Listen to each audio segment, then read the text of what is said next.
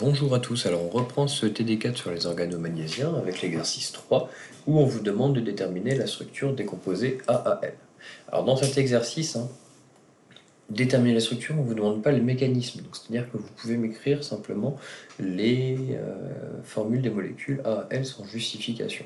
Cependant, la question m'a été posée, si vous pouviez écrire les mécanismes, vous, sur votre feuille de brouillon ou à côté, ça, il n'y a pas de souci, vous faites ce que vous voulez et je vous encourage, ça vous permet de vérifier votre résultat. Cependant, si je ne vous demande pas moi le mécanisme, ne me l'écrivez pas sur votre copie, parce qu'en cas d'erreur, vous perdrez un petit peu de points, malheureusement. Alors ce ne sera pas beaucoup, mais ce serait dommage de trop en faire et au final de perdre des points. On reprend donc l'exercice 3, avec ici, voilà, un dialcyne vrai, donc c'est un alcyne qui a deux H, enfin un H à chaque extrémité, en présence d'un organomagnésiien, donc ici on vous donne le CH3 MgCl. On vous prévient ici qu'il a deux équivalents de CH3 MgCl, parce qu'en fait, toutes les réactions, vous allez pouvoir les faire deux fois, une fois sur chaque côté de la chaîne alcyne. Alors, nous sommes toujours dans le TD4. Et donc, on attaque l'exercice numéro 3. Alors, on a un dialcyne vrai, comme je vous le disais, donc c'est-à-dire ici ce type d'alcyne, et on le met en présence de deux équivalents d'un organomagnésiien, donc un CH3 MgCl. L'activité des organomagnésiens, vous commencez à la connaître, avec un alcyne vrai en face, ce qu'on va avoir, c'est que ici, on va avoir une réaction acide-base, on va récupérer un H. Le doublé ici va se rabattre sur votre carbone, et évidemment, comme vous avez deux équivalents, je vous l'écrirai peut-être pas à chaque fois, mais voilà, on a la même réaction qui va se faire au bout, avec le deuxième équivalent qui va rabattre les électrons ici. Donc voilà, donc je vous explicite un petit peu tous les mécanismes, donc vous n'êtes pas obligé de les réécrire vous, mais voilà, au moins vous êtes bien au courant.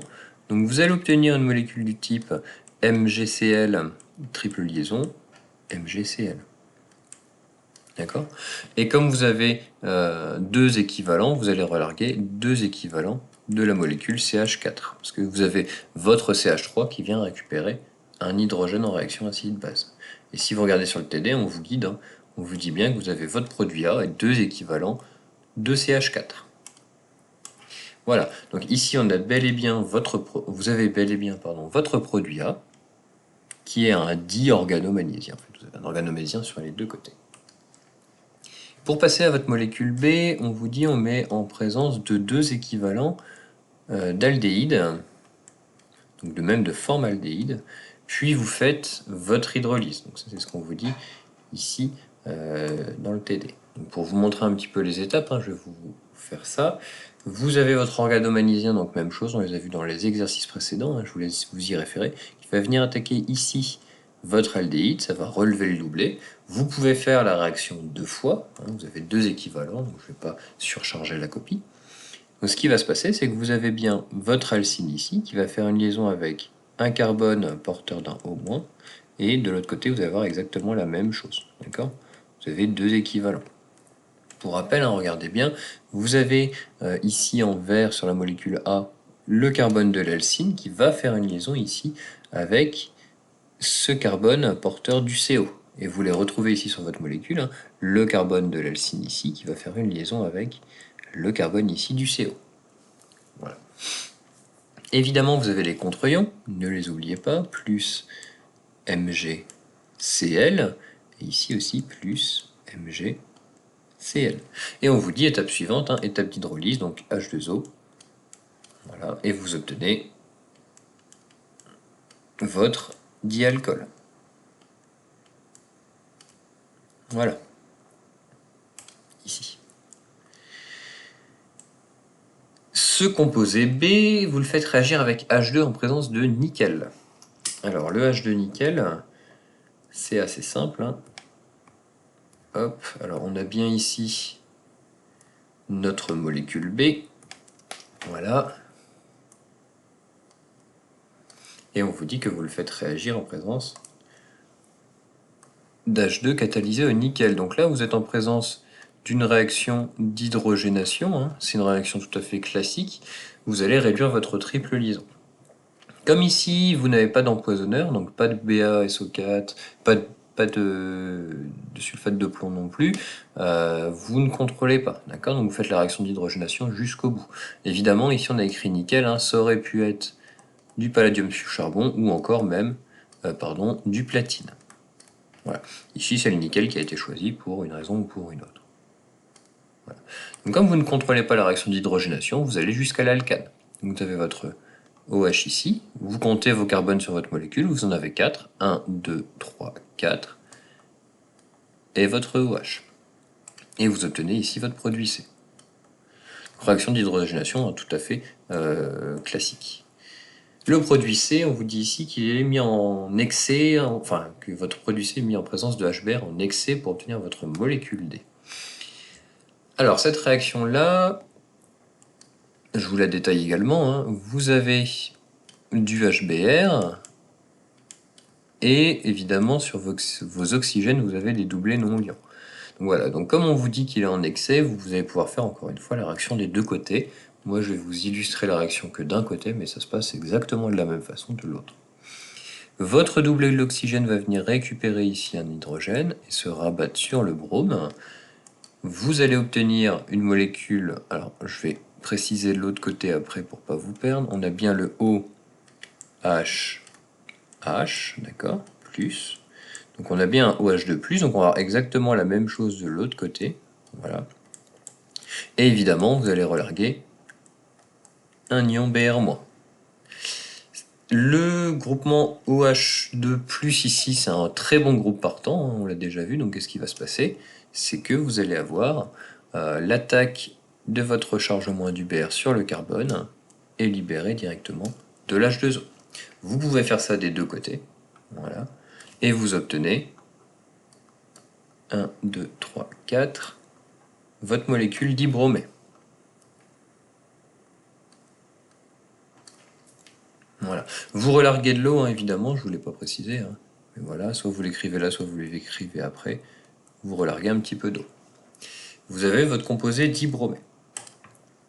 Alors, dans la suite de ce TD, hein, ici, on vous dit que ce composé dibromé, vous le faites réagir en présence de deux molécules de KCN. Alors, c'est la même chose, hein, vous faites la réaction des deux côtés.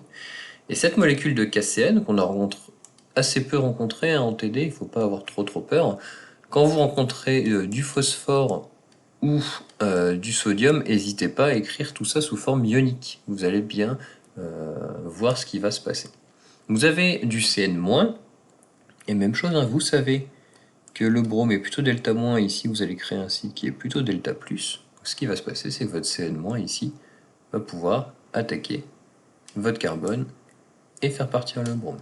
Même chose, vous avez deux équivalents, donc vous allez faire la réaction des deux côtés. Donc vous allez faire du CN 1, 2, 3, 4 et du CN. Voilà, ça c'est votre molécule E.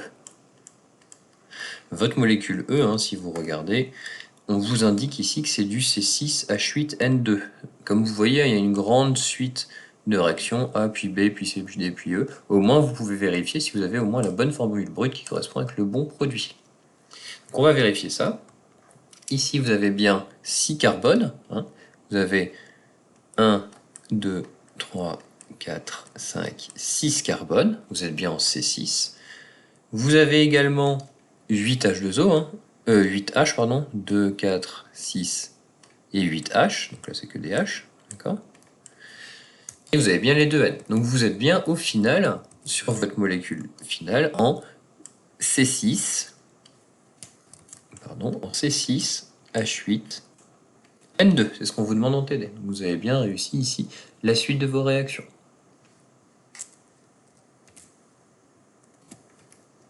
La suite de ce TD, on attaque la deuxième partie ici. On commence avec du 1, du but 1N, pardon. Donc voilà, donc on va commencer. Si vous regardez, vous avez deux grandes flèches de réaction, une qui part vers la droite et une qui part vers la gauche. Et dans chaque cas, on va devoir revenir, parce que par exemple ici on a besoin de la molécule G qui est fabriquée ici, et ici on a besoin de la molécule H qui va être fabriquée ici. Donc on va partir vers la flèche HBr, ici vers le bas, donc moi je vais l'écrire vers la droite parce que j'ai de la place sur mon tableau. Donc on repart d'un alcène, même si on est dans le TD alcine, c'est pas bien grave, vous allez le voir après.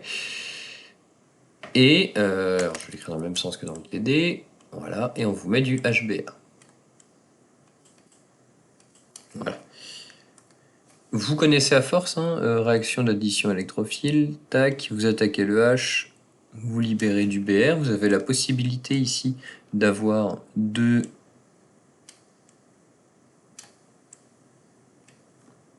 produits qui vont se former, hein. L'addition du H sur ce composé-là ou l'addition du H ici sur ce composé-là. Vous allez chercher à savoir quel est le carbocation le plus stable. Donc entre les deux, ce sera ce carbocation qui sera le plus stable, d'accord? C'est le carbocation le plus stable.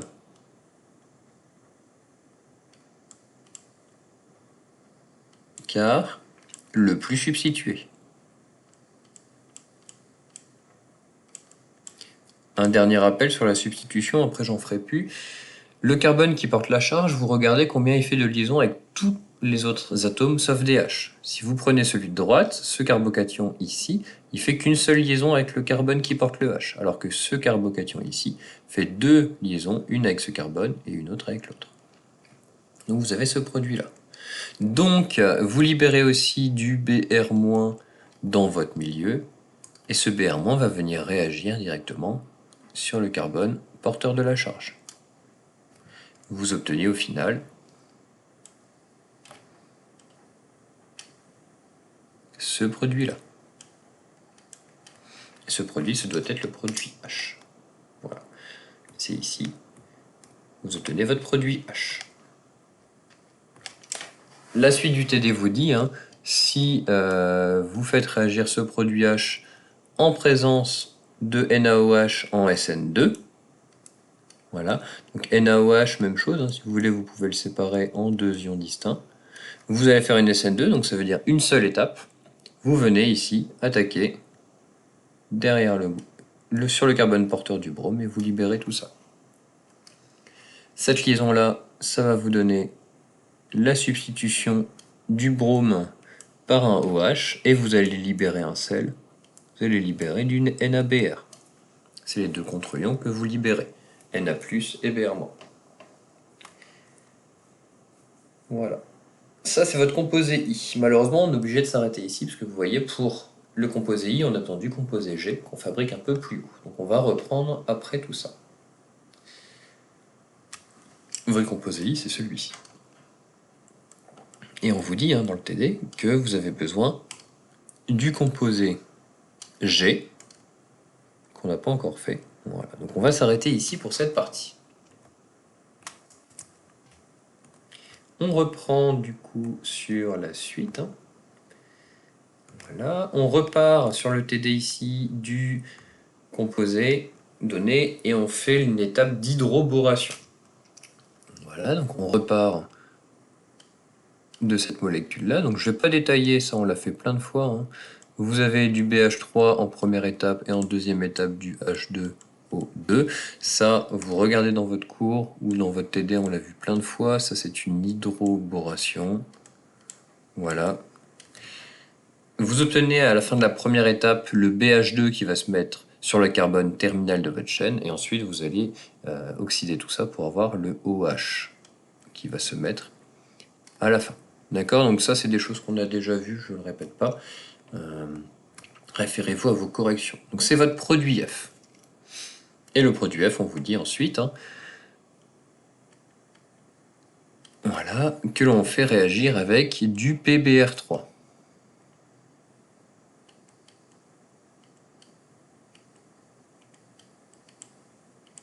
Quand vous avez un doute, regardez toujours, quand vous avez des alcools, vous avez des doublés. Donc souvent, il faut les faire réagir. Vous faites réagir, donc le mécanisme, même chose, disponible sur le cours, on l'a déjà vu, mais je vous le réexplicite une dernière fois. Vous allez à l'action d'un des doublés de l'oxygène sur le phosphore, donc vous allez obtenir ce type de molécule, donc avec un OHPBr 2, sachant qu'il y a un BR qui est parti, vous obtenez du BR-. Votre O ici vient récupérer une charge parce qu'il fait 3 liaisons. Ordinairement, il en fait que 2. Et ce que je vous ai déjà dit, c'est que ce motif ici, c'est un bon groupe partant. Voilà, ça rappelle un petit peu le OH2+, d'accord, qu'on a vu tout à l'heure. Donc ce que vous allez avoir, c'est que ce brome ici va pouvoir venir attaquer le carbone porteur de ce pont groupe, et ce groupe-là va partir. Ça va vous donner comme molécule la partie Br, plus évidemment votre sous-produit, HOP Br2. Bon, ça c'est un sous-produit, on n'est pas obligé de l'écrire. Cette molécule, donc c'est cette étape, de F à G, ici on a obtenu notre molécule G. Alors ça tombe plutôt bien, parce que la molécule G, tout à l'heure, on en avait besoin juste au-dessus, ici. Donc la molécule G, on va pouvoir ici supprimer notre indice et réécrire. Alors je vais la réécrire en bleu pour que vous voyez bien d'où j'attaque. Donc 1, 2, 3, 4 et le brome. Voilà. Je recentre un petit peu la vue dessus. Tout simplement, vous avez encore une fois des doublés disponibles sur votre oxygène. Ici et là. Vous allez pouvoir faire une attaque d'un de ces doublés sur le brome, le libérer. Vous allez, donc je vais vous recopier ça avec les couleurs, comme ça vous allez avoir une indication. 1, 2, 3, 4. Votre oxygène qui fait une liaison avec son H, et maintenant une liaison avec une nouvelle chaîne. Une chaîne qui est en bleu ici. 1, 2, 3, 4. Cet oxygène porte une charge plus, et vous avez libéré du Br-. Le H ici est très très acide, donc en fait votre Br va venir récupérer votre H pour avoir en fait votre produit final. Vous obtenez au final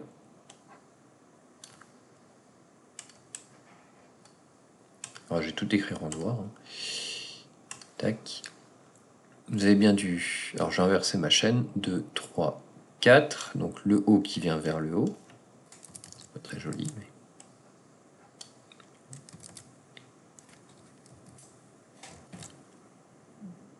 je vais l'inverser. Le haut et donc 4 liaisons. 1, 2, 3, 4. Voilà. Donc là on obtient notre produit final. C'est votre produit ici. De l'action de G sur I, ça vous donne J. Ça c'est votre composé J. Voilà. On revient sur la partie ici, à la suite de G. Voilà, donc on va même pouvoir tout décaler comme ça. Ça c'est parfait. Je vous efface le sous-produit, qui va pas être très important ici dans la suite de notre énoncé. Et votre produit G, qu'est-ce qui va lui arriver? Ici, on vous dit 3 étapes. Magnésium, puis époxyde, puis H2O. Alors ça c'est une bonne indication, voir si vous n'êtes pas trompé. Le magnésium, on le voit qu'une seule fois, c'est pour former un organomagnésiien. Donc forcément, si vous n'avez pas de dérivé halogéné avant, c'est qu'il y a une erreur quelque part. Le magnésien ici, voilà, donc ça, même chose, on l'a pas mal vu, c'est juste pour insérer le magnésium dans la fonction, dans la liaison carbone-brome. Ensuite, on vous dit, on fait réagir tout ça avec un époxyde. Voilà. On est plutôt ici un delta moins, delta plus, voilà, plus. Même chose, on l'a déjà vu, votre organomagnésien, ou c'est dans le cours, va venir attaquer d'un côté ou de l'autre, donc là l'époxyde est symétrique, on s'en fiche un peu, pour ouvrir ici. J'attire votre attention sur comment vous écrivez tout ça. Faites attention. Alors je vais repasser l'époxyde ici en bleu pour vous montrer comment ça se passe. Vous avez, donc vous recopiez votre chaîne, 1, 2, 3, 4. Vous avez donc ce carbone ici, qui vient faire une liaison avec, par exemple, ce carbone ici. Donc je retiens mon carbone de ma chaîne, qui vient faire une liaison, donc ma flèche est verte ici, avec le carbone de l'époxyde. Et comme on rompt l'époxyde avec la seconde flèche ici, il n'y a plus la liaison carbone-oxygène, vous n'avez plus qu'à compter 2 carbones et un oxygène. Donc 1 avec le rouge, 2 ici, et un oxygène moins. N'oubliez pas le contre-ion, plus MgBr. Voilà. Et on vous dit, dernière étape, hydrolyse. Et l'hydrolyse ici, vous sert simplement à 1, 2, 3, 4, 5, 6. 1, 2, 3, 4, 5, 6. À libérer votre produit final, OH-, plus évidemment, dès que vous faites une hydrolyse, vous avez les sous-produits de réaction. Mais voilà, ils ne sont pas précisés si je ne vous demande pas le mécanisme. J'ai mis de PBr2. Voilà, ce sont les sous-produits. Comptez bien vos carbones pour être sûr de ne pas faire d'erreur. Vous avez bien 4 carbones sur la chaîne noire et 2 carbones sur la chaîne bleue pour obtenir au final la molécule voulue. Cette molécule, cet alcool qui est le produit K. Et sur K, on vous fait réagir ça, donc du NaH et le produit H. Alors, on a votre produit K ici. Voilà. Et on vous dit que sur ce produit K, on fait réagir en première étape du NaH. Alors, le NaH, c'est une base, d'accord? Donc, c'est une base que vous pouvez écrire, si vous le voulez, en Na plus moins H-. Voilà. Et qu'est-ce qui va se passer? Vous savez que les alcools ont un H acide, donc forcément, le H de l'alcool ici va être éliminé. Donc vous allez avoir, hop, récupération de votre H acide par votre hydrure. Ça c'est votre première étape, NaH, donc 1, 2, 3, 4, 5, 6. Votre oxygène moins, plus le Na, le contre-ion, et vous allez libérer ici de l'H2 sous forme de gaz. Du dihydrogène, donc ce sont des réactions, il faut faire attention quand on les fait. L'hydrogène, c'est assez explosif et inflammable. On rajoute le produit H, qui était issu de la première étape tout là-bas. Alors on va le retrouver, notre produit H, d'accord? Notre produit H, c'était celui là-haut, avec votre BR. D'accord? Pour se rappeler, notre produit H, ici, on va le rajouter. Voilà, sur cette molécule-là. Donc on rajoute ça. Notre produit H qui était celui-ci. Ça, c'était le H. Vous faites attaquer le O- dessus, ici, et vous faites ça. Vous obtenez comme molécule finale 1, 2, 3, 4, 5, 6, votre oxygène. Alors faites attention, même chose en écrivant, il va dans ce carbone-là. Ce carbone-là, il est porteur d'un méthyle et d'un éthyle. Donc il va dans le carbone rouge qui est porteur d'un méthyle et d'un éthyle. Voilà, faites attention à ne pas perdre de carbone en route. Et vous avez votre produit final, L, ici. Donc voilà, donc n'hésitez pas, si vous avez des questions, si j'ai fait une erreur de correction, à m'envoyer un petit mail, je répondrai aux questions pour le TD suivant.